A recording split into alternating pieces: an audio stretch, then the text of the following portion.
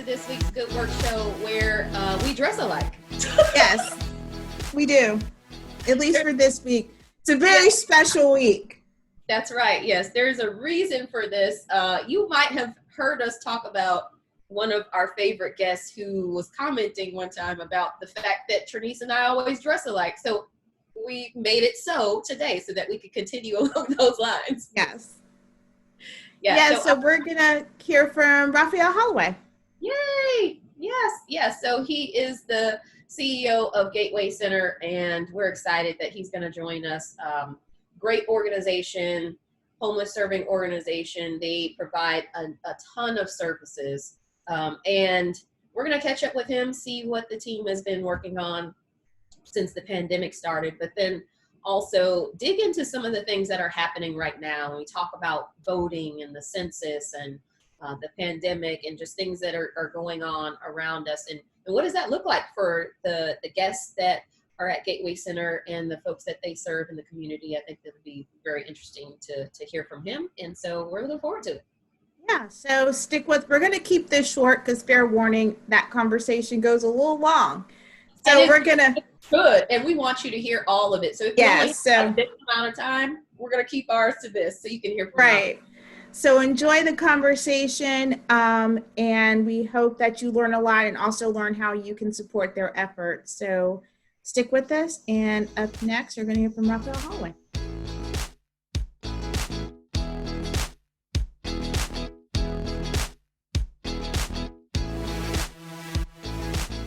Hey, Good Work Show friends, we are back and we're excited because we have one of our favorite guests on the show with us today, Mr. Raphael Holloway. Hey, how you doing?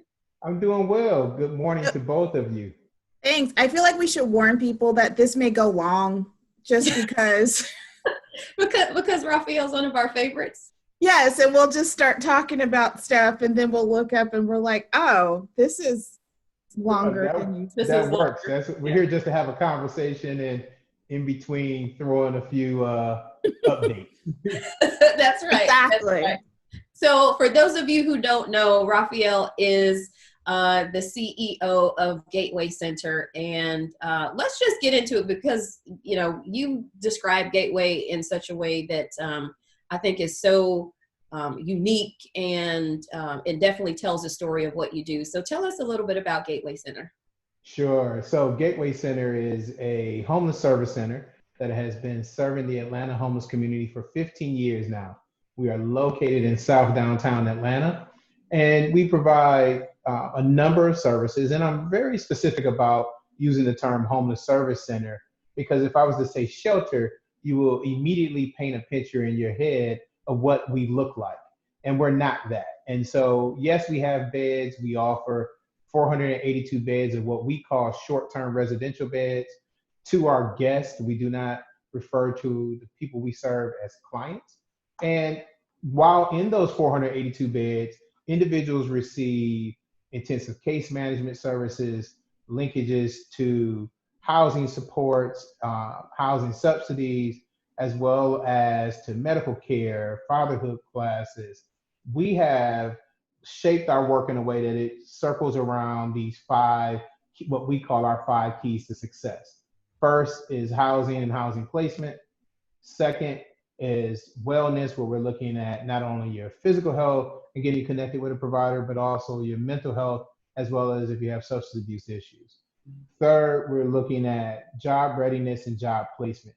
For many of those that we serve, the barrier to housing is the lack of income or low wage. And so we began to immediately address that. Fourth key to success is community and family engagement. Each of us have benefited from our networks, and oftentimes individuals experiencing homelessness have been disconnected from those networks. So we try to get you back connected to your natural supports, or through volunteerism, volunteering in community and building new supports and new engagements. And then fifth is literacy. That includes adult and financial literacy. As the income comes in, we need to ensure that the individuals are aware of how to truly balance a budget, but in some cases also learn how to make investments. And we don't always have that conversation with certain populations. And then we have the adult literacy, where we're working with the Atlanta Public School GED Adult Education Program, so the individuals can receive their GEDs, and then that also helps with expanding potential job opportunities. So, you're just doing a couple things. Just a couple. Couple things with, a few thousand people per year. We serve approximately 9,000 people per year, and another of that 9,000, 1,200 of those individuals are in our residential programs each year as well. That's incredible work that you're doing. So thank you for that. And that's work that you do every day. But I feel like every conversation we're having with nonprofits this, in the last, 6 months, 7 months? I've lost all track of time at this point, but we have to lay the pandemic on it and talk about how is that affecting. I know at one point we're talking about how the pandemic, just the basics of being able to keep your distance, wash your hands, that kind of stuff was impacting people experiencing homelessness or housing insecurity. And then, so that was kind of the first part, right? And then once we laid this economic piece on top of it, how that's pushing a lot of people into being into a less secure position, whether it's, food insecurity, housing insecurity, all those kinds of things. So how has the pandemic and what's been going on been impacting folks that you're seeing? Are you seeing people that you've never seen before come through your doors, or what's going on? Absolutely. So I'll start at the beginning. For us, our planning started on March 2nd. When we first received word of the school teacher who was infected with COVID-19 and the spread that happened in I believe it was Fulton County schools at the time. Immediately that Monday, we began some planning here. Luckily, because we're a congregate setting, we have some of the protective equipment in place, the PPE, because we're always planning for the potential spread of TB or other issues that could be, or other communicable diseases in our environment. So we had some training in place, but COVID-19 was a new animal, as well as like the rest of the community, we got a lot of mis and bad information early on. So it was like chasing a ghost. It was a killer that you couldn't see, and you couldn't get real good details on how to protect yourself. And so we did our best. We worked with the CDC, we worked with some local public health providers, and immediately put some things in place: social distancing, use of mask and hand sanitizer at all times. We changed our sanitation protocols for our overall facility. Next, we knew we needed to get the information out to those that are unsheltered. So we worked with the city of Atlanta, and specifically our continuum of care partner, Partners for Home, and began a targeted outreach initiative. Because as you mentioned, around the basic things that we kind of heard, washing your hands, keeping your distance, we knew immediately the unsheltered community, that was an unrealistic ask. And so we began to engage, having conversations, sharing details about safe practices, but also where they can implement those practices at. So Gateway provides the opportunity for that. We changed our engagement center or our lobby so that people can rest from the elements, but still be socially distanced. We were already providing showers free of charge. And additionally, we also provide access to the ability to wash your clothes, which also is critical in these times. We provided some strategic guidance to encampments on how to space their tents and their belongings, and we distributed hand sanitizer and masks to these groups. That has helped tremendously. In April, we partnered with Mercy Care, who is a local healthcare provider, and through some funding that they received, a portion of it coming from Fulton County, we were the first site to begin to provide COVID-19 testing as a demonstration of how we can test at shelter settings. Prior to us launching this testing nationally in places like Boston, San Francisco, and other cities, we were seeing infection rates of about 30% in some of these facilities. We were obviously nervous and trying to get prepared for that. At this same time, early April, if you can all go back with me, this is when the hospitals were starting to fill up. Also, the access to even being tested was not as readily available. So there were a lot of things that those of us that have some privileges and or some access couldn't get access to. We knew then that the unsheltered community was going to have some barriers. But it's been working well. Since April, we've continued to offer testing once or twice a month here at Gateway. Other shelter providers have also begun to offer testing. At Gateway specifically, we have tested, we've provided testing for about 1,200 individuals. We've had, let me correct that. We've offered 1,200 tests. Some of these individuals have been retested, including myself. And we've had 13 positives out of those 1,200 tests that have been administered. Our infection rate has remained less than 2% the entire time of this pandemic. As you all know, watching the state's infection rate, it was upwards of about 15 to 17% at one point in time. It has come down, but it has come down because of the implementation of masks, increased testing, people knowing their status. In the homeless community, we were able to get ahead of the curve because of a lot of investments coming from local philanthropy, donations, and other resources that really helped us put a plan in place first and early that did not allow for the spread to really pick up in our community. Wow. That's fantastic, Raphael. Well, first of all, let me just say on behalf of, the Good Work Show, but also, other nonprofits and just the community, thank you to you and to your team for, obviously, I know you take the work that you do every day seriously, but to be so proactive in ensuring the safety of the people that you serve, for your residents, making sure that things were safe for them, and then just thinking through, strategically all of these things so that, we can say Atlanta has had a great response. And you mentioned those other cities and what their infections rates were for the folks who were unsheltered. And that's remarkable. So thank you, because I know that you personally, I know you haven't had very many days off. And, that definitely speaks volumes to the work that you're doing. But also, I'd love for you to share too, and if you can articulate what else we can be doing as a community. How can we help you? Because there obviously you got your hands full just on a day-to-day, right? Whatever Gateway does with the 5 keys to success, that's so important and that's big.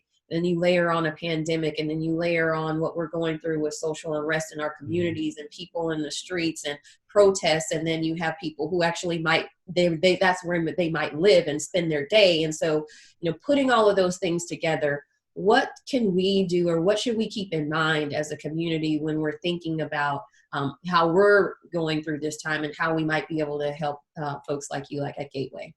Absolutely. I think first we have to address the elephant in the room, and that is about voting. So the problem of homelessness and the issues of trying to support people during a pandemic or any kind of situation isn't about today. It's really about going upstream, really looking at what has caused people to become homeless to begin with.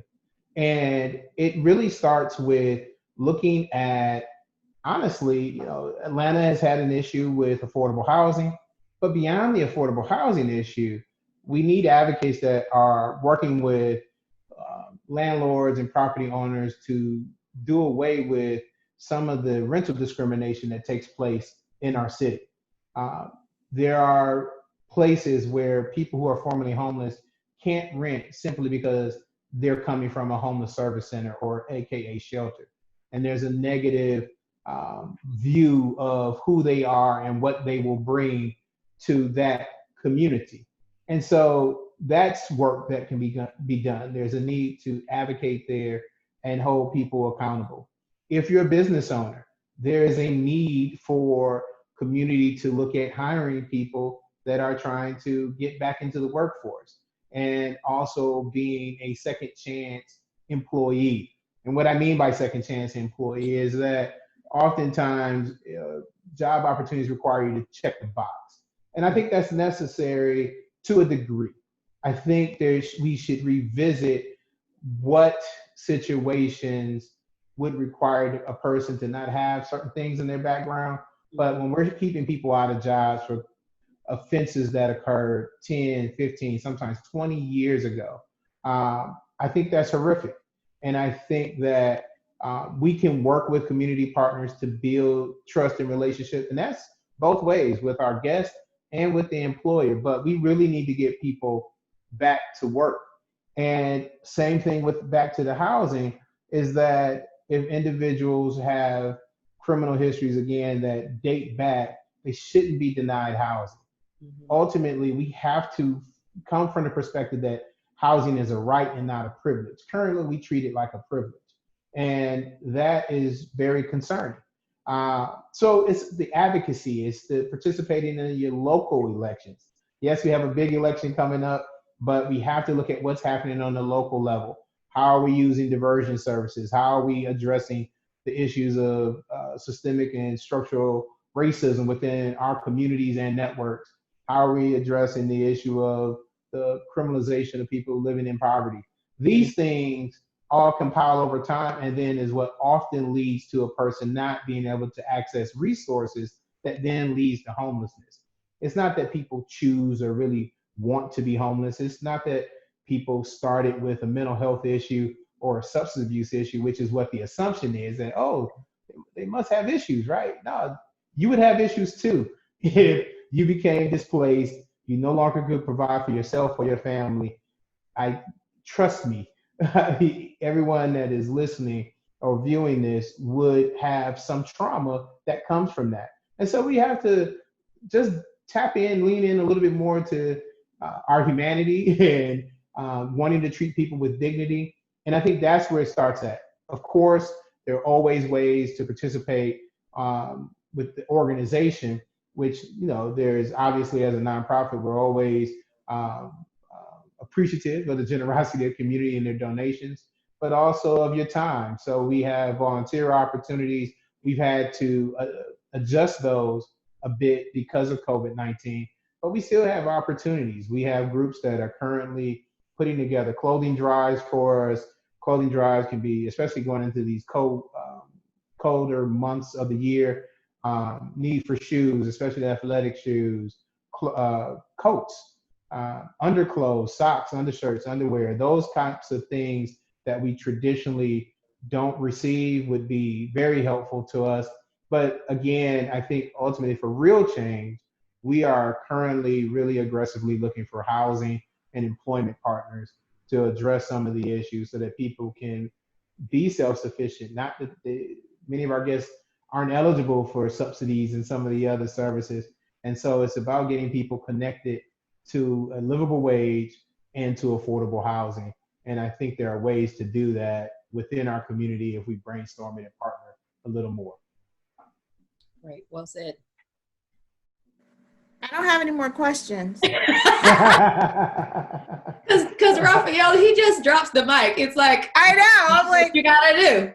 I don't know where else to go with that. So, well, I do have a question though about something that you said that just kind of sparked something. So you started off, saying, well, what can people do? And you talked about voting. Is there a plan? Are there strategies when you're talking about the guests and those that you serve with getting them registered to vote and ensuring that they make it to the polls? Tell me a little bit about your work there. If there's, or if you're partnering with someone else, I think that would be really interesting to hear about. Absolutely. So during these testing events that we've been offering, we have been partnering with other organizations, Soap for Hope, Crossroads, also our local area post office, to register individuals to vote. So one of the challenges for registering is you have to have a mailing address. Mm-hmm. Gateway does not provide mailroom services, so individuals can't use our location for receiving mail. However, there are providers in the city that offer that service. Crossroads Ministries being one of those, as well as the post office that is close to our location here on Pryor Street also is providing that service. So that's been a game changer. We are able to educate our guests around that opportunity. We are not only driving around voter registration, but also the census. We're having people being counted for the census because, again, that's going to help us as resources are being allocated and distributed to the right areas and to the right communities. And so it's a huge push. We've had speakers come in to speak with our guests about the importance. We have a lot of people, due to fear, that don't want to register to vote because they see it as being tracked.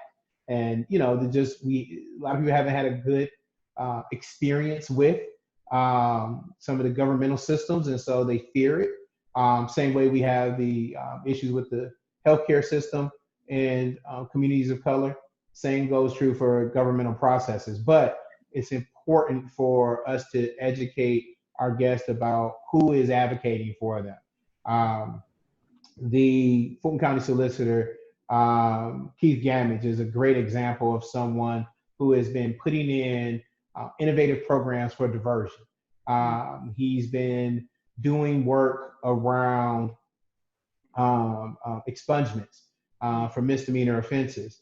And so again, not campaigning for any one individual, but again, as a consumer or a citizen, you should be aware of people who are advocating for things that might impact you. So we have had the solicitor come and speak with our staff, and we're disseminating information around his events. And there are other people also in community that are doing some very unique and creative things that we need these types of people in office, or either them or people like them, to work with them and collaborate. And it starts on the local level. The national ticket tends to get the bulk of the attention, but we're also trying to make people aware about how some of these local offices work. In addition to pairing the voter registration, I'd be remiss if I didn't add that we're also working with Mercy Care to add flu vaccination and education around vaccination to our processes here. As you can imagine, even with the recent news of the ICE camp and the unusual amount of hysterectomies being administered to the women in those camps, continue to fuel this fear that people of color have around healthcare system, and especially with vaccination. So again, I think as we talk about voting, we have to talk about all of this, right? It's the climate of what's going on, the frustration, the anger, doing some education around why your vote still matters, because we have a lot of people that feel they just don't want to participate. They don't feel the vote means anything. And so showing elections where how few people voted and how small the margins were, even for our local elections for mayor, typically very small turnout if you look at the overall population of the city of Atlanta and the number of votes cast.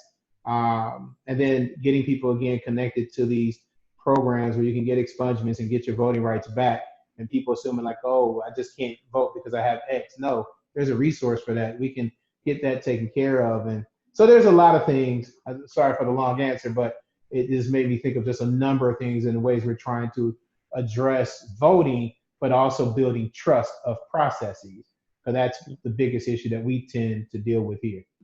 Absolutely, yeah. That's great. I mean, I think that, attacking it from the different angles that you mentioned and ensuring that people are educated.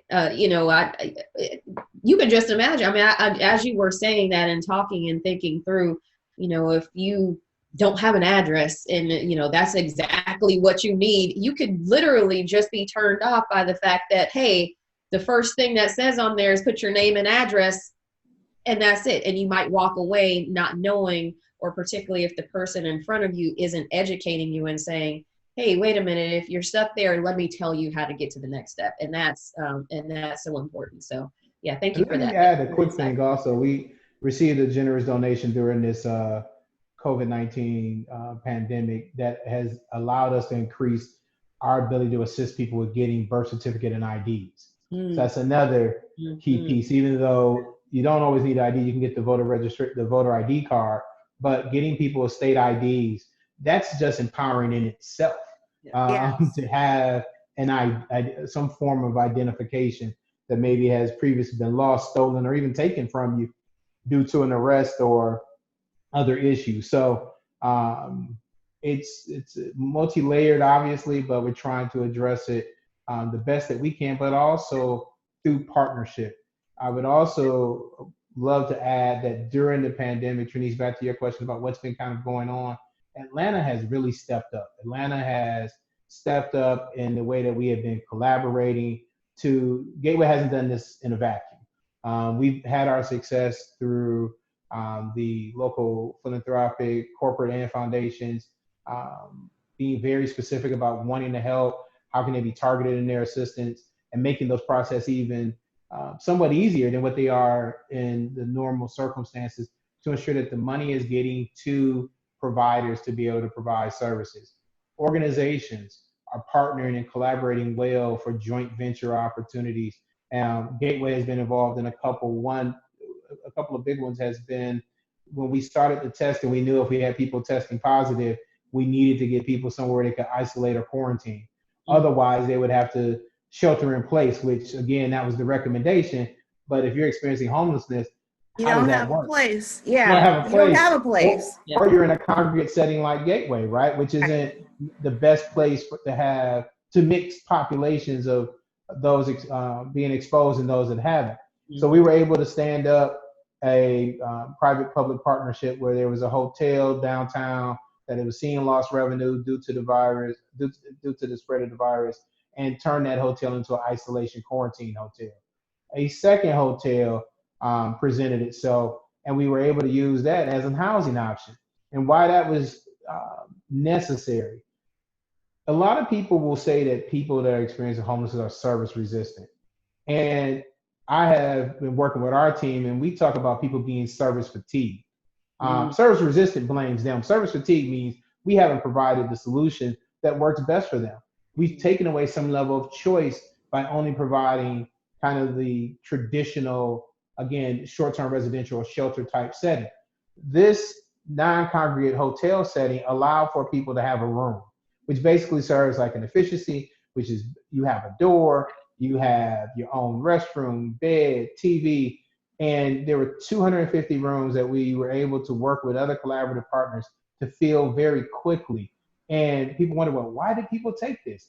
Well, why wouldn't they? It's closer to having a home, and what home looks like. I have a door that I can walk through and that I can lock, and it feels like I have some ownership. And it has been amazing because we've been able to connect with people that traditionally would have never come to Gateway or any of the other facilities. So some of our chronic homeless individuals and those that are even greatest risk for being exposed to COVID use the non-congregate hotel, what we call the healthy hotel, as a housing option. And from there, we were able to bring in other collaborative partners to start the long-term housing assessment process. So we're currently working with partners, again, more specifically Partners for Home, is leading a charge for a program called LIFT.